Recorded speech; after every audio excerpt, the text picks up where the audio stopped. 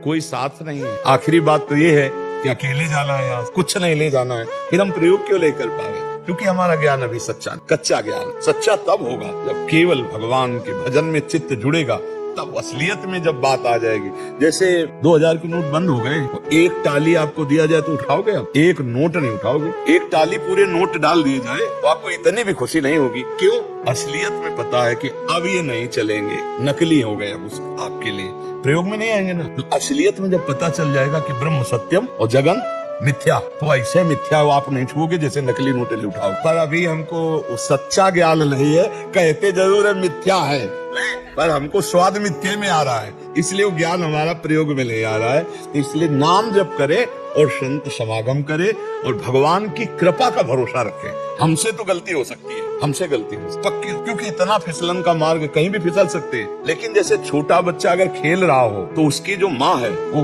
बच्चा न देख पा रहा हो कि माँ देख रही कि नहीं, लेकिन माँ की दृष्टि बनी रहती। वो कहीं ना कहीं किसी खिड़की से, झरोखे से, दरवाजे से थोड़ी देर में खेल रहा है कि नहीं खेल रहा, वो अपने बच्चे पर दृष्टि है। अच्छा, माँ तो एक सीमित दृष्टि वाली है, सीमित शरीर वाली है, सीमित बल वाली है, लेकिन भगवान असीम बल वाले हैं। और वो क्या कह रहे हैं? करो सदा तिनके रखवारी, जिमि बालक राखे महतारी। मैं अपने भक्तों की वैसे रक्षा करता हूँ जैसे माँ अपने बच्चे की। तो माँ तो सीमित शक्ति वाली, भगवान असीम शक्ति वाले। माँ सीमित जगह है तो भगवान सर्वत्र है। माँ अल्पज्ञ है, भगवान सर्वज्ञ है। जब भगवान हमारी रक्षा करें तो हमें डर किस बात? फिर हम प्रसन्न हृदय हो जाएगा। जैसे आप कहते हैं ना, हृदय की प्रसन्नता। जब भगवान पर भरोसा, भगवान की कृपा पर भरोसा, भगवान के बल का भरोसा, सर्वत्र है तो मेरे पास है, सब में है तो मेरे अंदर है, सब समय है तो इस समय भी मैं डरूं क्यों? एक आनंद आ जाएगा। देखो, अभी जैसे कोई पदाधिकारी अपने भारत का हो तो आपका परिचय हो जाए उससे, तो आप देखो आपकी छाती कैसे फूलती है। और अखिल कोटि ब्रह्मांड नायक परात्पर इस भगवान तुम्हारे, अब तुम्हारी छाती कैसी होगी? पर देखो, सच्चा ज्ञान नहीं है तो कुछ नहीं समझ में आ रहा।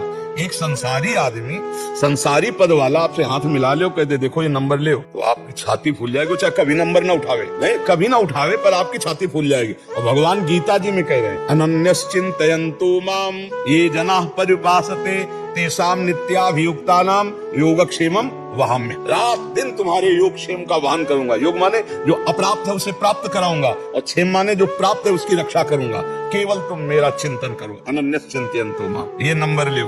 राम राम राम राम, कृष्ण कृष्ण कृष्ण कृष्ण, हरि हरि। पूरी जिम्मेवारी हमारी भगवान, लेकिन हमें भरोसा भगवान पे नहीं, संसार पे है। हमें भरोसा, एक आदमी लाठी लेके साथ चले, बंदूक लेके चले, उसका जितना होगा वो सुदर्शन चक्रधारी भगवान का नहीं होगा। आप देख लो ना, हम अकेले चल रहे हैं, कोई घटना घटनी है तो भगवान जान रहे, भगवान सब मालिक हैं, भगवान रक्षक हैं। वो अगर रक्षा करेंगे तो कोई मार नहीं सकता, और अगर उन्होंने लाल स्याही फेर दी है तो कोई बचा नहीं सकता। इसलिए हमें भगवान पर जब भरोसा हो जाएगा, भगवान की कृपा स्वभाव को जब हम जान जाएंगे तो हृदय हर्षित हो जाएगा, आनंदित हो जाएगा।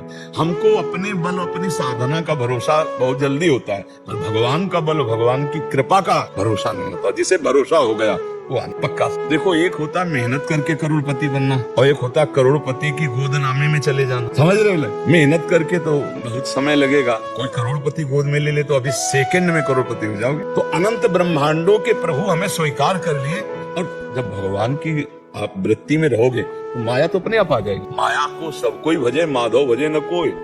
जो माधव को भजे तो माया चेरी हो। माया दासी भगवान की दासी है। आप जब भगवान को भजन करोगे, सब बिल्कुल विश्वास कर लो, भगवान हर समय तुम्हें देख रहे हैं। कोई क्षण नहीं जिस समय तुम भगवान की दृष्टि में न हो। जब नाम जप कर रहे हो, अच्छे आचरण कर रहे हो, भगवान की कृपा से क्या फल जब दुख आ रहा?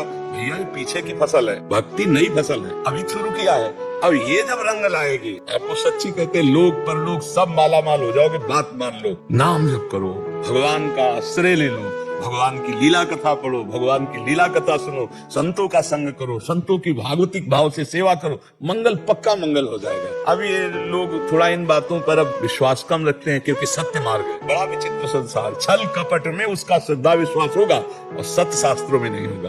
देखो, अगर इन सब बातों से काम होता तो महाराज दशरथ जी के जंतुर बांध देते, वशिष्ठ जी नहीं बांध देते, या कोई विघ्न नहीं होगा, राम जी का राज्याभिषेक होगा, सब चकाचक होगा। नहीं, सुनो भरत भावी प्रबल बिनक कहो मुनिनाथ, हानि लाभ जीवन मरण जस अपजस विधि।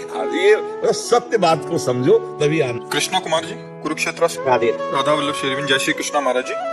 महाराज जी, भोग योनियां जिस किसी भी लोक में हो, चाहे ऊपर के लोक हो, पृथ्वी लोक हो या निम्न लोक हो, क्या उस भोग योनि में उन्हें आभास या संज्ञान रहता है कि वो किस पुण्य का फल या किस पाप का कष्ट भोग रहे हैं?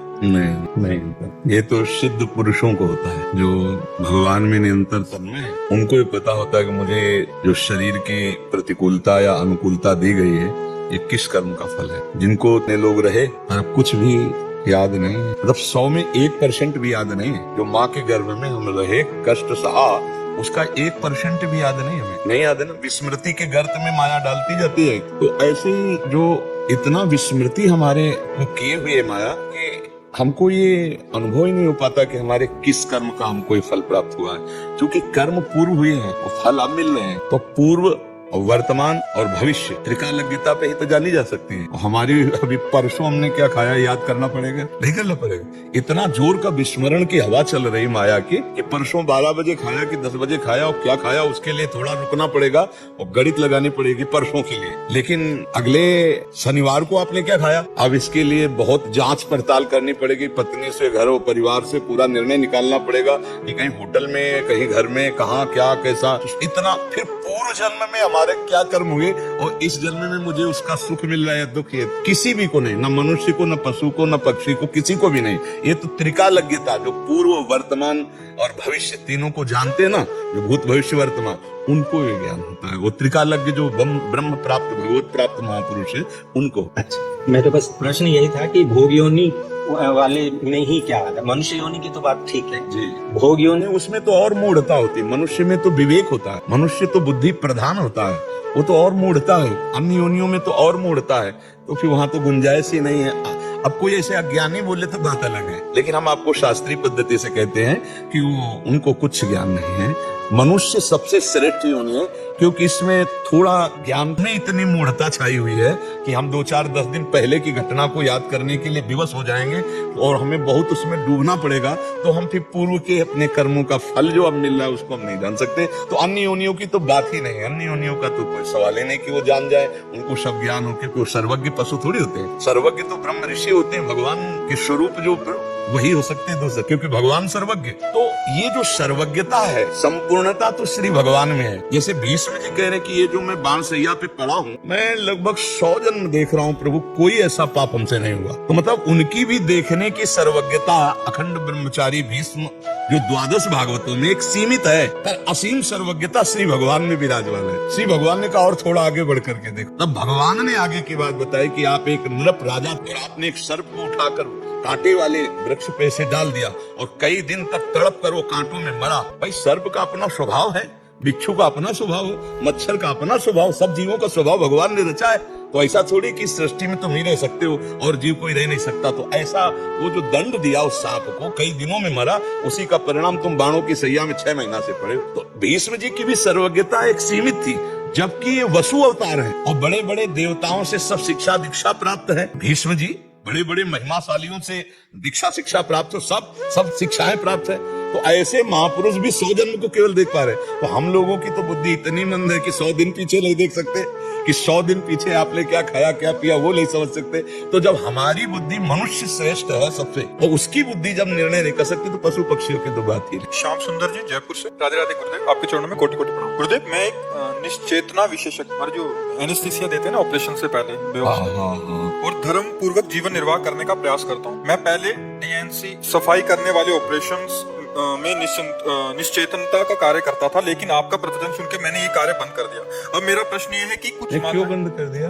इसमें कोई पाप लगता है क्या? तो भ्रूण की हत्या है, भ्रूण हत्या हो जाती है, उसके बाद में उसको सफाई करके बाहर निकाला जाता है। अच्छा, वो उस तरह, हाँ, वो तो नहीं, वो तो बहुत सुंदर बात की आपने, जो ऐसा वो तो ठीक। हमने सोचा जैसे मान लो शारीरिक कई पीड़ाएं हैं और उनका ऑपरेशन होना है, उसमें आपको बेहोश करना है, तो हाँ, वो करना चाहिए, वो बंद कर देना चाहिए, जिसमें ऐसा पापात्मक कार्य है और वो किसी को भी नहीं करवाना चाहिए, ना करना चाहिए। बहुत हम कह रहे हैं कि आजकल बहुत डॉक्टर बुद्धिमानी सब ऐसे हैं, आपको गर्भ नहीं चाहिए तो आप उस हिसाब से रहिए, संयम से रहिए, ब्रह्मचर्य से रहिए, आप मतलब ऐसे प्रयोग से रहिए। मैंने इस बात को समझते ही नहीं है कि ये हमारे सुभाष सिंह जी राधा वल्लभ श्री हरिवंश महाराज जी, राधे राधे। महाराज जी आपके चरणों में कोटि कोटि नमन प्रणाम। महाराज जी जीवन नश्वर है, इस बात को जानते हुए भी मनुष्य मोह और लालसा से बाहर नहीं निकल पाता है, जबकि उसे पता है कि यहाँ कुछ भी स्थायी नहीं है। कृपया उचित मार्गदर्शन करें। ये भजन की कमी के कारण हम अपनी जानकारी का प्रयोग नहीं कर पाते। जानकारी तो है, जानकारी तो एक साधारण ग्रामीण पुरुष को भी है, क्योंकि जब शव यात्रा जाती है गांव में, कहते हैं राम नाम सत्य है, सत्य बोलो मुक्ति है, बोलते हैं ना सब। मुक्ति का रहस्य वो बता रहे हैं, राम नाम सत्य है, सत्य बोलो मुक्ति है। और जब इस स्मशान में जाते हैं, विष्ठा त्यागते हैं, तो क्या अभिमान होता है क्या? ऐसे मलवत संसार के समस्त वैभव का त्याग हो जाता, अंदर से रहता उसी में, जैसे विष्ठा त्याग की स्मृति भी नहीं आती, ऐसे त्यागा अभिमान भी नहीं, संपूर्ण भोगों का त्याग करा देना नाम के बल। नाम जब जपोगे तो उससे दो लाभ मिलते हैं। एक तो प्रगट में हमें सत्संग मिलेगा, जब नाम जपेंगे भगवान को पुकारेंगे तो सच्चे संतों का संग ये भगवान की कृपा से मिलता है। अब मोहि भाव भरोसा हनुमंता, बिनु हरि कृपा मिले नहीं संता। संतों का समागम और संसार से वैराग्य ये नाम प्रदान करता है। जितना नाम जप करोगे उतना ही उत्तम उत्तम महात्मा स्वप्न में आकर जागृत में मिलकर आपको बल प्रदान करेंगे। संतों के पास जाने से पहला परिचय कि हम संत से मिल रहे हैं, हमारे हृदय में अपने दोषों के प्रति घृणा होने लगना। दूसरा, उनके देखने से एक अजीब शांति, अलौकिक। तीसरा, देखा पहली बार है लेकिन लग रहा है कि हमसे बहुत बार मिले हैं, हमें लग रहा है जैसे हमारे परिचय के हों ये, क्योंकि परिचय के भगवान है ना, और वो भगवान के परिचय में है। एक अपनापन होना। चौथा, नाम जब करता है तो बड़े बड़े संत या तो आके उससे मिलते हैं या बड़े बड़े संतों के यहाँ पहुंचा दिया जाता है। और संत समागम जब होता है तब उसके अंदर विवेक जागृत होता है। बिनु सत्संग विवेक न होई, राम कृपा बिनु सुलभ न सोई। भगवान की कृपा के बिना संत संग नहीं मिलता और संत संग के बिना विवेक नहीं होता। और विवेक जब तक नहीं होता तो जानकारी है आप, लेकिन प्रयोग नहीं कर सकते। वो विवेक बल नहीं तो नहीं, जो करना है वही होगा, जो नहीं करना वो नहीं है। उसको कहते हैं जितेंद्रिय मनोनिग्रही, शास्त्र की भाषा में। इंद्रियों को अधीन किए, मन को अधीन किए कौन? विवेक। संत समागम और नाम जप, इन दो से बात, दोनों भगवान की कृपा आपके ऊपर। संत समागम नहीं मिल रहा है और नाम का भी परिचय जानते हो, अब जप बढ़ाओ, अंदर ही अंदर, अंदर ही अंदर नाम, जो संपत्ति चाहोगे मिल जाए। देखो विभीषण जी की हालत, लात मार कर निकाल ले। भगवान की शरण का प्रभाव, जो संपदा शिव राम नहीं, दीन दिए 10 माह। इस करें हमारे आचरण गंदे हो तो उपदेश किस बात? भाई हमें जो ज्ञान है उसको जब अनुभव किया, उस पर चले, तब तो बात बनी, नहीं तो जानकारी का मतलब क्या है? जैसे हम बहुत बढ़िया 56 प्रकार के भोग बनाने की प्रक्रिया जानते हैं, लेकिन खाया कभी नहीं, तो फायदा क्या हुआ प्रक्रिया जानने? पहले प्रक्रिया जाना और पहले खाओ, खा के पचाओ, उसका स्वाद समझो, फिर प्रवचन करो तो अपने आप रंग आ जाएगा। तो हम लोग ज्ञान तो बहुत जानते हैं, ऐसा नहीं कोई ना जानता हो। आप किसी के पास बैठ जाओ, प्रणाम करके, बढ़िया ज्ञान आपको दे देगा। पर उपदेश कुशल बहुत है, लेकिन आचरण में उतारना ये कठिन है। तो जो आचरण में उतार ले सो ज्ञानी, जो आचरण में नहीं उतारा तो अज्ञानी ही है। ज्ञान की बात करते हुए वो ज्ञानी नहीं है। तो नाम जप करो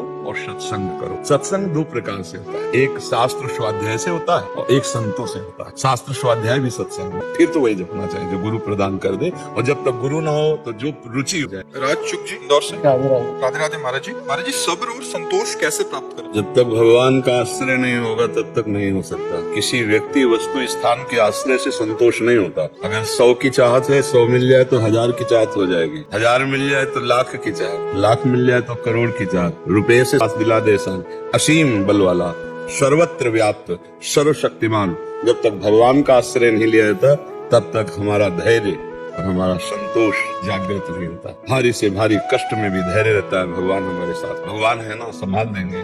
हमारा दृढ़ विश्वास भगवान के चरणों में हो, भक्ति हो, तो धैर्य और संतोष आ जाए। हर परिस्थिति में संतोष रहेगा। कबहू कहो या रहा निरहोंगो, श्री रघुनाथ कृपालु कृपाते, साधु स्वभाव गहोंगो, यथा लाभ संतोष सदा, काओ सो कछु न चाहूंगो। आया ना, संतोष सदा। बिन संतोष न काम न साही, असत काम सुख सपने होना है। ये संतोष धन तब आता है जब भगवान का भरोसा हो जाता है। सब धन धूरी समान, इनका कोई महत्व नहीं। जब आवे संतोष धन, ये सबसे बड़ा धन है। संतोष से ही कामनाओं का नाश होता है, और जिसकी कामनाएं शांत हो गई वही महापुरुष है, वही भगवान को प्राप्त कर लेता है, वही परमानंद को। यहाँ सब कामनाओं में परेशान है, कामनाओं का जाल बिछा, ये हो जाए, ये हो जाए, ये हो जाए। और जब संतोष आएगा शांति आ जाए। ये भगवान से आएगी, किसी व्यक्ति वस्तु स्थान से नहीं आती। चाहे जितना बड़ा पद हो, उसे संतोष नहीं, उसे शांति नहीं। वो तुम्हारे सामने दिखाई देगा बहुत सुखी है, लेकिन जब हम लोगों से मिलते हैं तब पता चलता है। और शास्त्र सम्मत है, कभी भोगों से किसी को संतोष नहीं हो तब धैर्य होता है। ठीक है, अभी भगवान की इच्छा से विपत्ति है, लेकिन कल संपत्ति भी हो जाएगी उनकी। तो हमारा धैर्य हमें बतावे कौन सा धर्म ऐसा है जो लड़ाई सिखाता है? अरे धर्म तो सिखाता नीच पुरुषों को भी गले लगाना, घोर पापियों को भी महात्मा बना देना। धर्म तो ये शिक्षा देता है कि अगर तुम्हारे को कोई गाली दे रहा है तुम मुस्कुरा कर उसे क्षमा कर, तुम्हारा कोई अहित कर रहा है तुम उसका मंगल करो। ये धर्म का स्वरूप है। यहाँ तो धर्म के नाम पर लड़ाई झगड़ा मारपीट और जाने क्या क्या होता है, ये वो धर्म के। हाँ, जैसे हमारे इष्ट के विषय में आप न्यून बोले, चाहे जिस धर्म के हो, तो हम गरज कर अपने इष्ट को प्रमाणित करेंगे कि इष्ट ही सर्वोपरि है। लघु नहीं बोल सकते। इष्ट के लिए अगर बोलोगे, धर्म के लिए बोलोगे, राष्ट्र के लिए बोलोगे, तो फिर हम सहन नहीं करते। ऐसे जो जहाँ है वो सर्वश्रेष्ठ है, आप अपनी उपासना कीजिए। लेकिन अगर आप हमारे देश के राष्ट्र के लिए बोले, आप हमारे धर्म के लिए बोले, तो फिर हम आपको ऐसा जवाब देंगे कि तुम्हारी जबान बंद हो जाए। संत शंभु श्री पदा पवादा, कही सुनीता आस मर्यादा, काटी जीव तास जो बसाई, श्रवण मुंद न तो चले पर आई। हमारे धर्म के प्रति, हमारे गुरु के प्रति, हमारे इष्ट के प्रति, हमारे राष्ट्र के प्रति अगर बात आएगी ना, तो सब एक तरफ। फिर उस समय आक्रोश आप देखोगे, उस समय फिर आप बल देखोगे। और ऐसे शांत, सबको क्षमा, सबको, किसी की निंदा नहीं, किसी का अपमान नहीं, किसी की अवहेलना नहीं। और जब धर्म की बात आ जाएगी तो डट के खड़े हो जाएंगे। फिर वहां नहीं दिखाई देगा कि ऐसे नहीं, हमें गाली दो हम ऐसे करेंगे। देखो सामने भीष्म जी विरोध में खड़े हैं और इधर भगवान श्री कृष्ण। युद्ध हो रहा कि नहीं हो रहा? एक पांडवों के पक्ष में जगत गुरु भगवान श्री कृष्ण है और उन्हीं के सामने उन्हीं के महाभागवत भीष्म जी है। विपक्ष में तो युद्ध हो रहा कि नहीं हो रहा? ये बात समझना पड़ेगा कि एक जगह ऐसा है जहाँ हमको डट के खड़ा हो जाना पड़ेगा, और एक जगह ऐसा जहाँ हम सर झुका के निकल। आप समझ पा रहे धर्म का स्वरूप? बड़ा सूक्ष्म है धर्म का स्वरूप, पर है वही एक परमात्मा, दूसरा नहीं है। परमात्मा एक ही है, उसके मार्ग अलग अलग है। पर अगर कोई उसी परमात्मा तत्व की जिसकी हम उपासना करते हैं, तुणीर में हर तरह के बाण होते हैं। अग्नि बाण होता है, तो फिर वरुणास्त्र भी होता है, फिर वायुवास्त्र भी होता है, पर्वतास्त्र भी होता है, तो वज्रास्त्र भी होता है, हर बाण होता है। ये नहीं कि ऐसा नहीं होना चाहिए, जैसे को तैसा संस्कृत में कहते हैं सठे साठ्यम समाचरित। ये भी एक बाण है तुणीर में, हर जगह यही काम नहीं करता है, हर जगह काम नहीं करता है। कहीं कहीं उस बाण का भी प्रयोग किया जाता है, बड़े बड़े संत उसका प्रयोग करते हैं।